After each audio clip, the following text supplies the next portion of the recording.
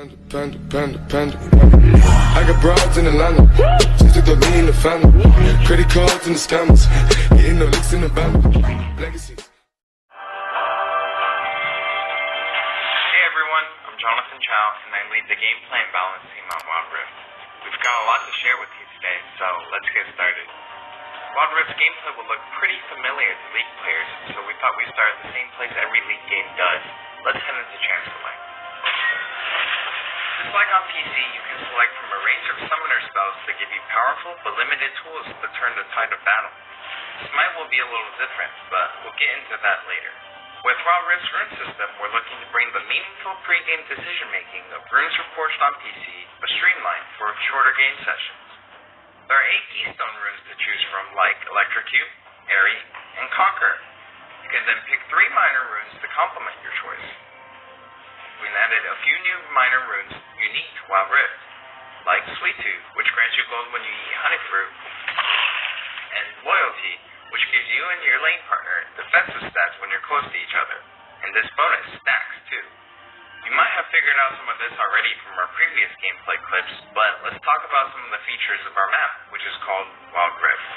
There are 3 lanes in the rift. Pick one and push forward.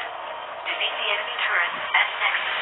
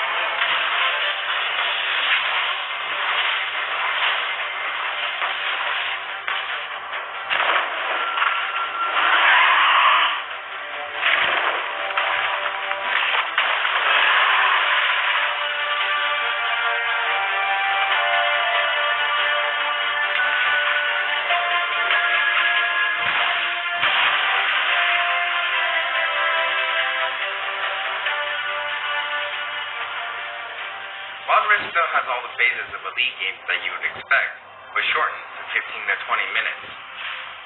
From last hitting and trading in the laning phase, to setting up the perfect game, to fighting over that crucial dragon,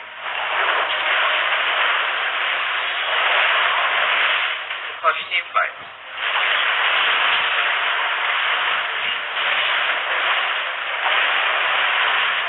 For junglers, you can now choose whether you want challenging smite or chilling smite after you finish off 4 major jungle camps. That way, you can get straight into ganking as soon as you're ready. You can expect to find many in-game items you'll know from PC, which can only be bought in the fountain. While the number and tuning of items may be different, their purpose is almost identical. For instance, Rabadon's Death Cap is still the go-to item for stacking up your ability power. Trinity Force still deals tons of damage. We also need feedback on our new Tear of the Goddess item designed for tanks. It's called Thimblewinter, and it'll grant you a shield when you crowd control someone. Wild Rift also features many familiar active items, but each player can only purchase one. These active effects are now bought as a 3rd tier for boots, and you can mix and match any upgrade with any boot type.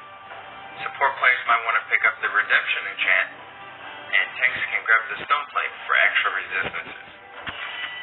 Or maybe you'll want to try something that's totally different. We've added a quick buy pop-up for when you really need to get back to lane quickly, too. We've built Wild Rift's gameplay with depth and strategy in mind. We want this to be a MOBA that's easy to pick up with friends, with a high ceiling for mastery, so we're hoping the Core 5v5 experience lives up to your expectations.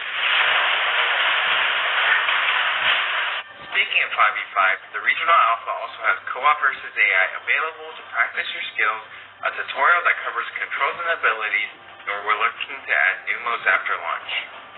Alpha players can even test the rank system, which we've designed to retain the core competitive spirit of League, with a few adaptations for new platforms. We'll talk more about this at a later date. That's all for me. Now let's talk about